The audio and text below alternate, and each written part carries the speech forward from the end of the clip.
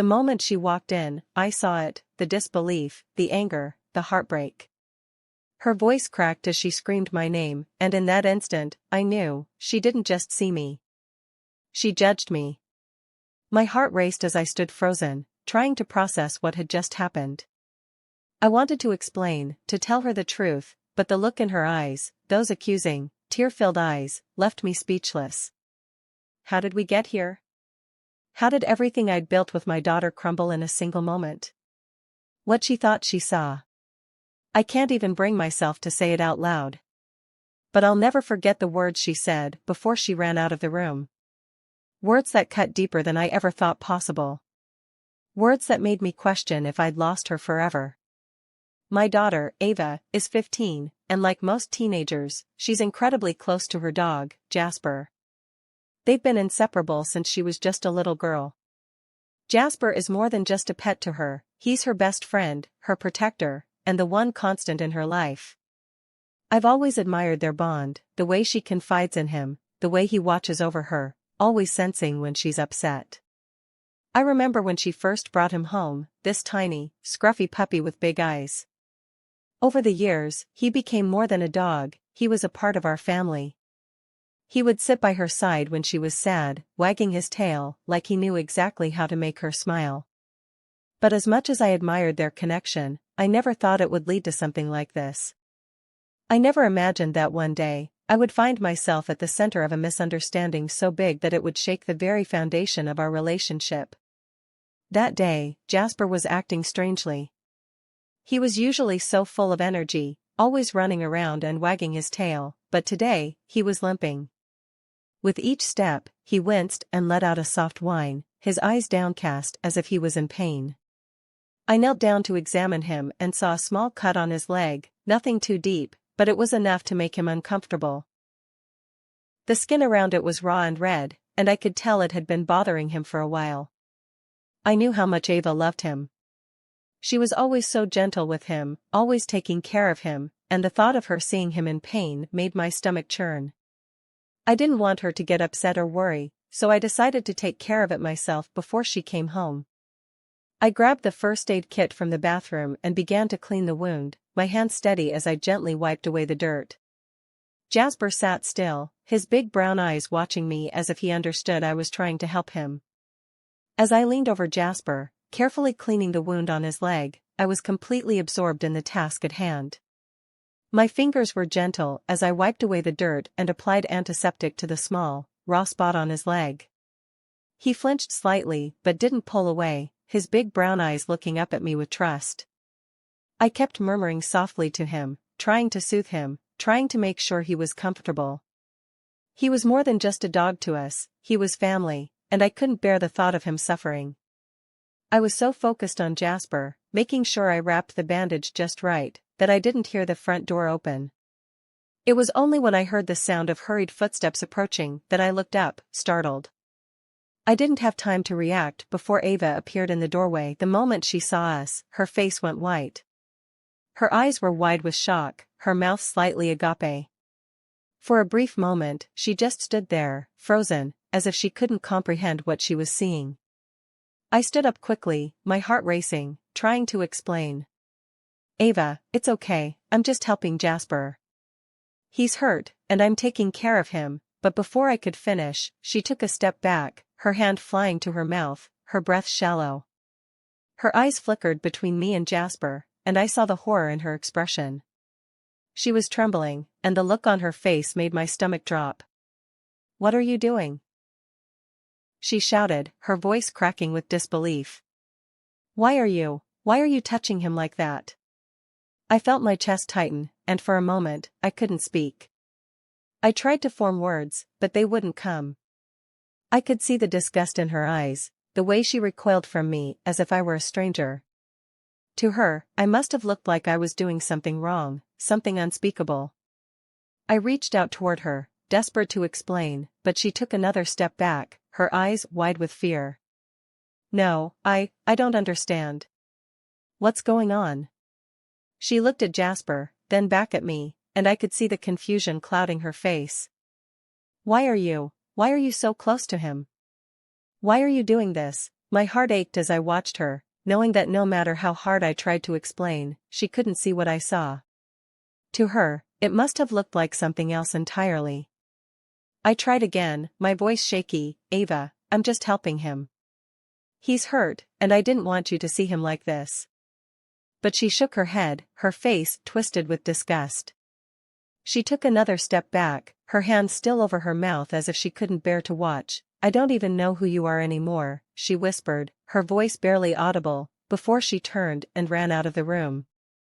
I stood there, frozen, my heart pounding in my chest. I wanted to run after her, to make her understand, but I knew it was too late. The damage had been done. She thought I had done something unforgivable, something I couldn't even begin to explain. And as I stood there, alone with Jasper, I realized that my attempt to help had pushed my daughter away in a way I never could have imagined. I sat there, frozen, as Ava's footsteps echoed down the hallway, growing fainter with every passing second. I wanted to run after her, to hold her, to explain, but my body wouldn't obey. I could feel the cold air in the room, the silence pressing in around me. The only sound was the distant thud of her door slamming shut upstairs. The reality of what had just happened hit me all at once. My own daughter, my own flesh and blood, thought I was capable of something so vile, so unspeakable. I wanted to scream, to shout that she was wrong, but I couldn't. My throat felt tight, like the words were stuck there, suffocating me. I could hear her crying. The sound was muffled, but it was unmistakable, the kind of sobs that made my heart ache with a pain I couldn't describe. I wanted to go to her, to wrap her in my arms and tell her that it wasn't true, that I would never hurt her or Jasper. But she didn't want to hear it. She didn't want to hear me. I pressed my palms to my face, trying to calm myself, but the tears wouldn't stop. I was lost, confused, drowning in guilt. How had it come to this?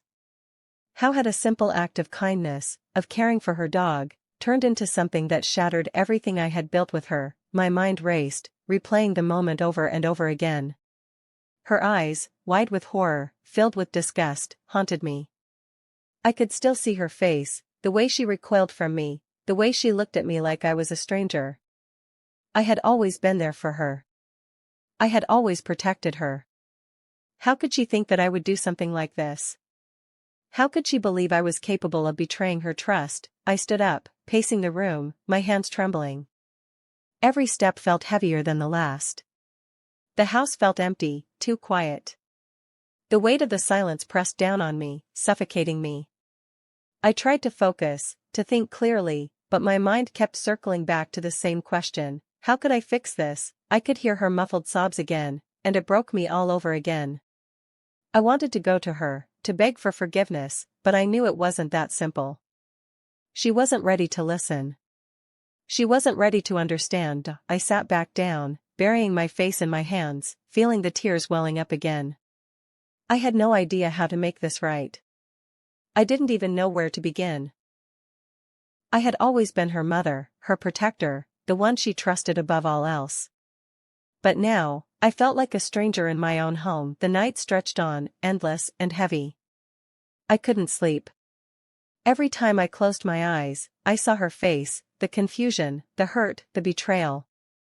I wanted to go to her, to tell her that I was sorry, that I never meant for any of this to happen. But the words felt hollow, like they would never be enough. The silence between us felt like a wall, thick and impenetrable. And no matter how much I tried to reach out, no matter how much I wanted to fix it, I knew deep down that this was something I couldn't undo. Not yet. Not until she was ready to listen. And that thought, that uncertainty, ate away at me, leaving me with a pain I couldn't escape. The next morning, I couldn't shake the heaviness that hung in the air. The silence between us was suffocating. I had spent the entire night tossing and turning, wondering how I could make things right, how I could fix what had been broken in a single moment. I knew I couldn't let this linger any longer. I had to talk to her, even if she didn't want to listen. I found myself standing outside her bedroom door, my hand hovering over the doorknob. I hesitated, unsure of what to say, but I knew I couldn't wait any longer. I needed to explain, to make her understand that I hadn't done anything wrong. Taking a deep breath, I knocked softly, my voice trembling as I called out, "Ava, can we talk?" There was a long pause before I heard the faintest sound of movement inside. I held my breath, waiting for her to say something, but when the door finally creaked open, she wouldn't look at me. Her eyes were red from crying, and her expression was guarded, like she was bracing for something worse. "I'm not here to fight, Ava," I said, my voice gentle but firm. "I just need you to hear me out. Please." She crossed her arms tightly, her body language closed off. "I don't know what you could possibly say that would make this okay," she whispered, her voice shaky with emotion. I stepped closer, but I kept my distance, not wanting to overwhelm her. "Ava, I know what you saw last night looked wrong. But I swear to you, I wasn't doing anything like what you think." She shook her head, tears welling up in her eyes again. "I don't understand, Mom. Why were you so close to him like that? It didn't look right." I took a deep breath, trying to steady my nerves. "Jasper was hurt, Ava. He was limping, and I didn't want you to come home and see him in pain. I was just trying to help him. I didn't want you to worry." Ava looked at me, her eyes still filled with doubt. "But why didn't you tell me? Why didn't you wait for me to come home?" she asked, her voice barely above a whisper. I sighed, feeling the weight of the guilt press down on me. "I didn't want you to be upset, and I didn't want you to see him like that. I thought I could handle it on my own. But I never meant for it to look like that. I never meant to make you feel like you couldn't trust me." There was a long silence between us, and I could see the wheels turning in her head. She was processing everything, trying to make sense of it all. I could feel the tension in the room, thick and heavy, but I stayed calm, giving her the space she needed. Finally, Ava spoke, her voice soft and filled with guilt. "I'm sorry, Mom," she whispered, her eyes downcast. "I didn't know what to think. I was just so shocked. I thought you were doing something terrible." I reached out, gently lifting her chin so she would look at me. "Ava, I would never do anything to hurt you. You're my daughter. I love you more than anything in this world. I would never betray your trust." She sniffled, wiping her eyes with the back of her hand. "I know, Mom. I don't know why I jumped to conclusions like that." I pulled her into a hug, holding her tightly. "It's okay, sweetheart. I understand. I just want you to know that I would never do anything to hurt you or Jasper." We stood there for a moment, just holding each other, the weight of the misunderstanding slowly lifting. The anger in her eyes had faded, replaced by the guilt and regret that mirrored my own. I knew it wasn't going to be easy to rebuild the trust we had, but this was a start. And that was all I could ask for. "I love you, Mom," she whispered, her voice muffled against my shoulder. "I love you too, Ava," I replied, my heart swelling with relief. "And I'm so sorry for everything." As we pulled away, I saw the softness return to her eyes. She wasn't angry anymore. She wasn't scared. She was my daughter again, and I was her mother, just like it had always been. And in that moment, I knew that no matter how hard things got, we would always find our way back to each other. That day, I learned just how fragile trust can be. One moment of misunderstanding, one misinterpretation, and everything can feel like it's falling apart. But I also learned something incredibly important, that honesty, patience, and open communication can heal even the deepest wounds. It wasn't easy, but we got through it, and that's what matters most. Sometimes, we just need to take a step back, breathe, and listen to each other before jumping to conclusions. I'm so grateful that Ava and I were able to find our way back to each other. Our bond is stronger now, because we've faced something difficult together and come out the other side. It wasn't perfect, but it was real. And that's all that matters. Have you ever been in a situation where someone completely misunderstood your intentions? I'd love to hear your story in the comments below. And if you enjoyed this video, don't forget to like, share, and subscribe for more emotional stories like this one.